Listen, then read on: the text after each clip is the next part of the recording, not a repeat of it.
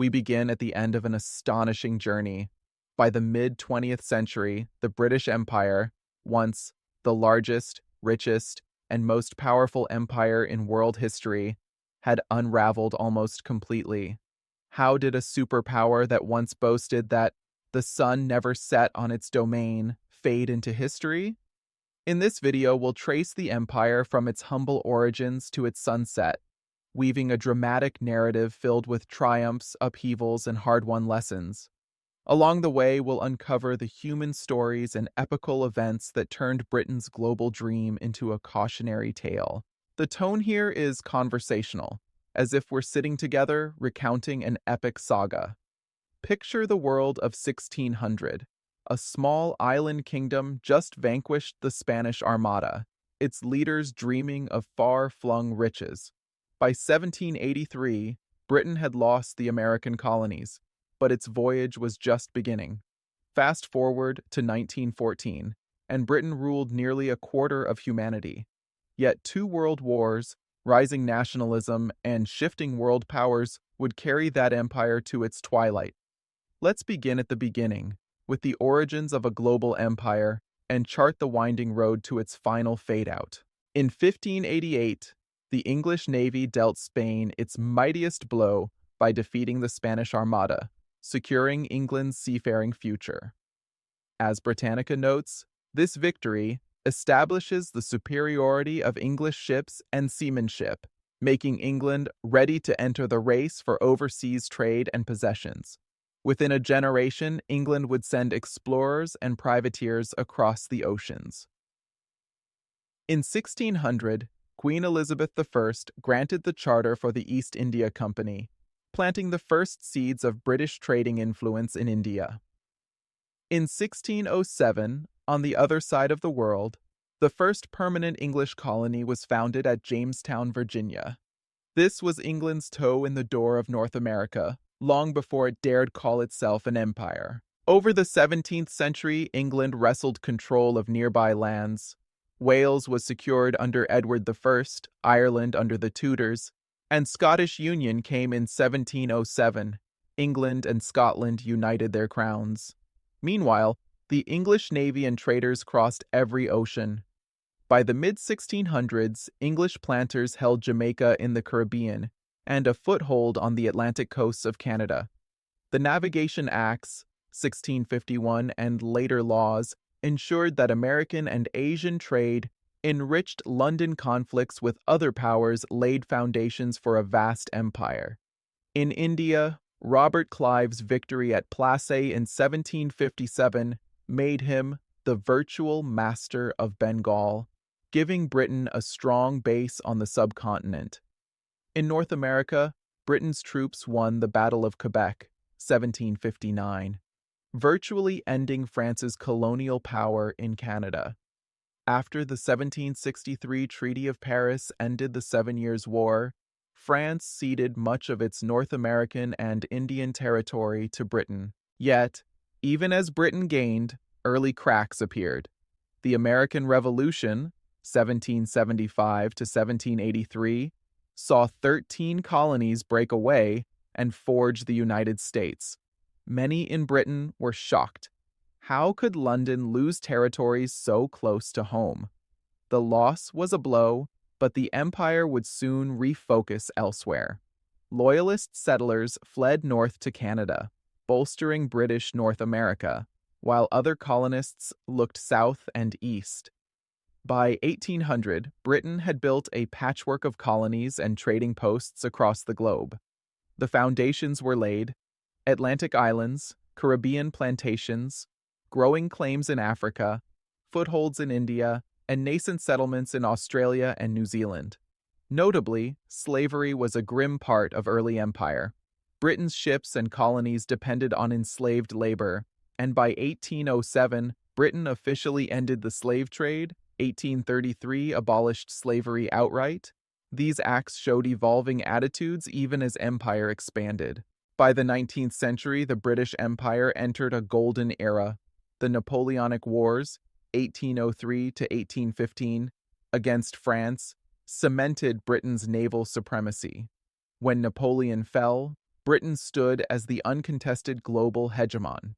At its height, the British Empire was truly global, earning the boast that the sun never set on its lands.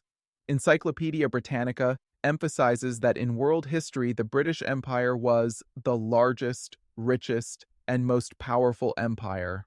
By 1931, it controlled vast dominions and colonies on every continent. London became a world hub. Manufacturing and trade boomed. Railways and telegraphs stitched continents to Britain. On land, British engineers and soldiers built roads, ports, and bureaucracy that lasted for generations.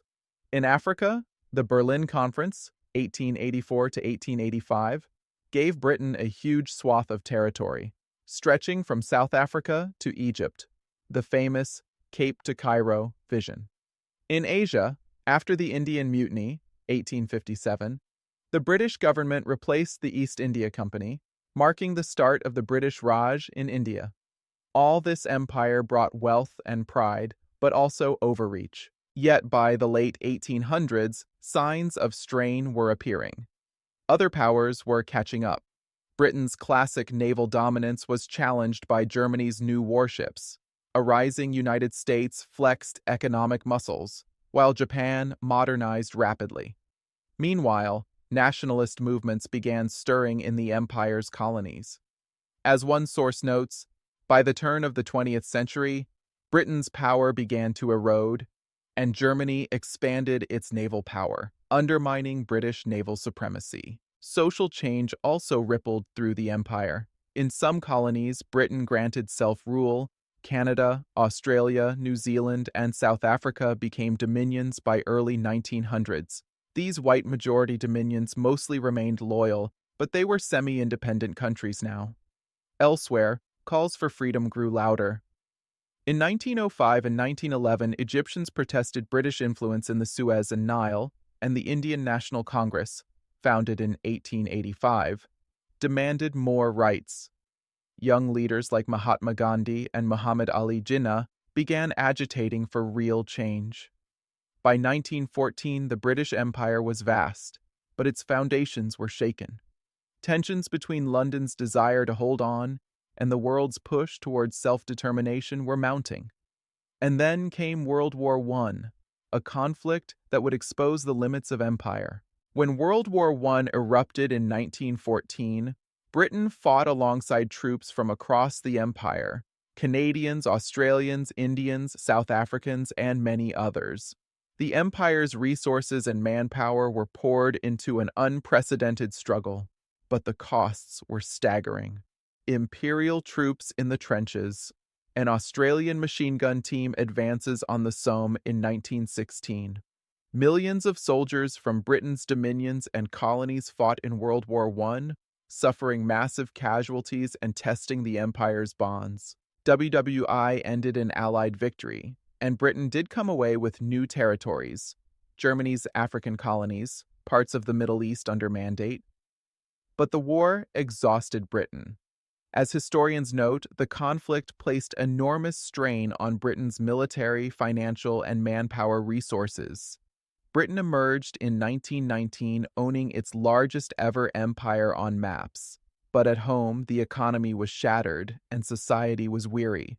Politically, the war stirred anti-colonial feelings. Ireland, for example, found its 1919 War of Independence, leading to partition by 1922. Many colonial soldiers returned home, no longer inclined to accept foreign rule as a given. The interwar years, 1918 to 1939, were a breath before the next storm. Britain struggled with war debts and a global depression. It tried to reform the empire. In 1931, the Statute of Westminster effectively made the dominions fully autonomous. Soon the term British Commonwealth came to describe a looser partnership than empire. However, unrest persisted. Gandhi launched his nonviolent Salt March, 1930. Malayan villagers and Kenyan tribes would later revolt. Countries like Egypt and Ireland evicted British garrisons and governed themselves. The notion of a benevolent yet powerful empire was looking increasingly outdated. Then World War II struck. Once again, Britain and the empire's peoples faced a life-or-death struggle. Indian divisions saved Burma, Canadian forces helped free Sicily, African soldiers protected the Mediterranean. Victory came, but the price for Britain was ruin. By 1945, Britain was bankrupt, its industries hollowed out. One historian quips that without U.S. loans, Britain's economy would have collapsed. Indeed, Britain narrowly avoided insolvency in 1946 only by securing a $3.75 billion loan from the United States. Victorious Britain could not shout from the rooftops the same imperial pride as before. The post-World War II world order had new superpowers, the United States and the Soviet Union. As a result, Britain could no longer act without at least the acquiescence of the United States. Many former colonies watched Britain's weakened state and pushed harder for self-rule. The seeds of the empire's end were now sown: massive war debts, rising independence movements, and the realization that the old imperial paradigm was ending. After 1945, the process of decolonization moved rapidly. Britain's leaders shifted from fighting for imperial control to managing a graceful withdrawal. Often this was peaceful, as when Ghana became the first sub-Saharan colony to gain independence in 1957. Sometimes it was traumatic: the brutal partition of India in 1947, the Kenyan Mau Mau Uprising, 1952-60, or the Malayan Emergency, 1948-60. Yet by the 1960s, almost every major colony was on track to go free. As Britannica summarizes, by the 1960s, most of Britain's territories had become independent countries. The partition of India, 1947, was a defining moment.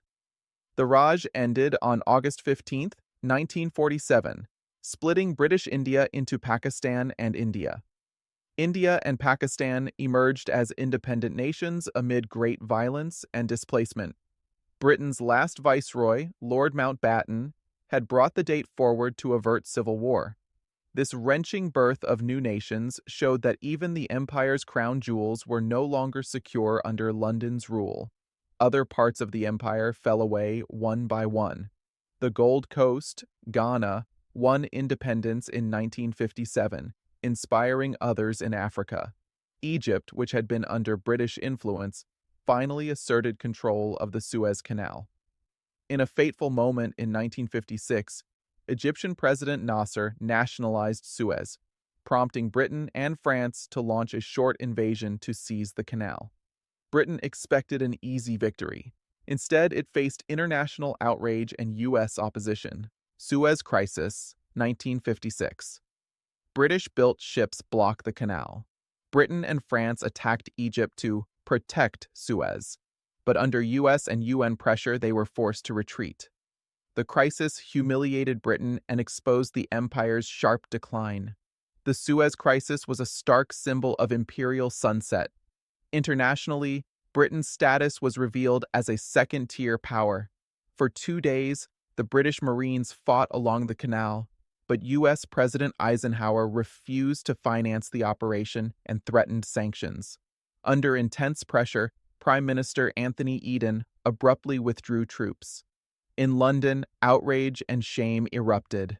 A contemporary source notes, "After Suez, the conflict divided opinion, initially popular, but following the humiliation, the government rapidly lost support."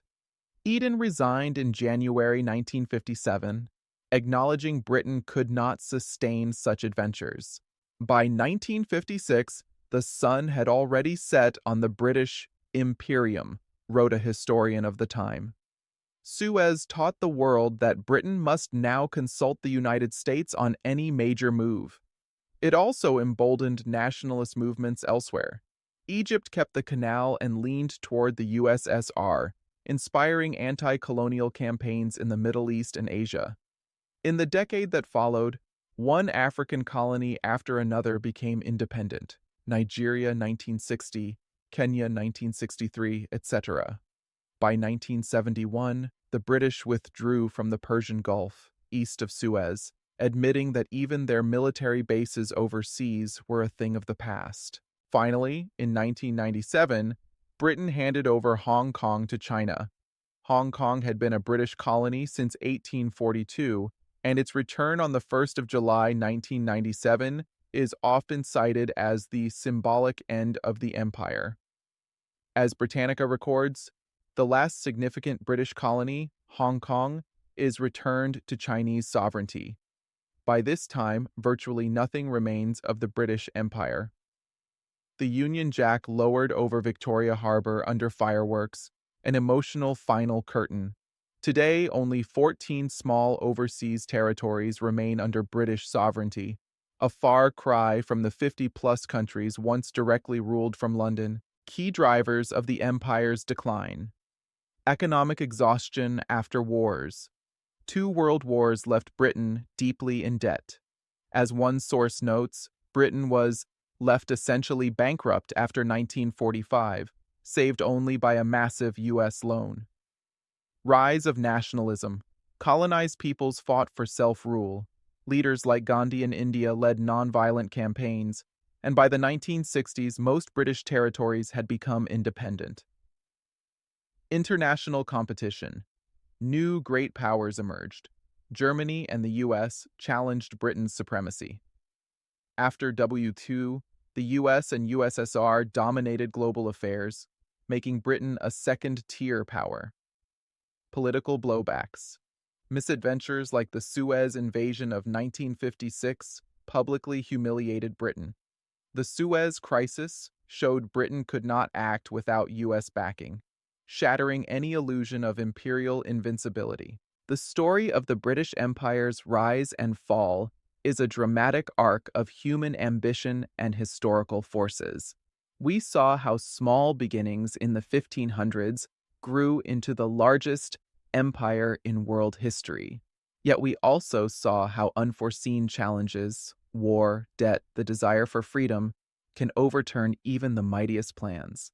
The empire's collapse did not happen overnight, but was the result of decades of change and tension. In the end, Britain's global legacy is complex. It left behind common languages, legal systems, and institutions in many countries, but also scars of colonial rule.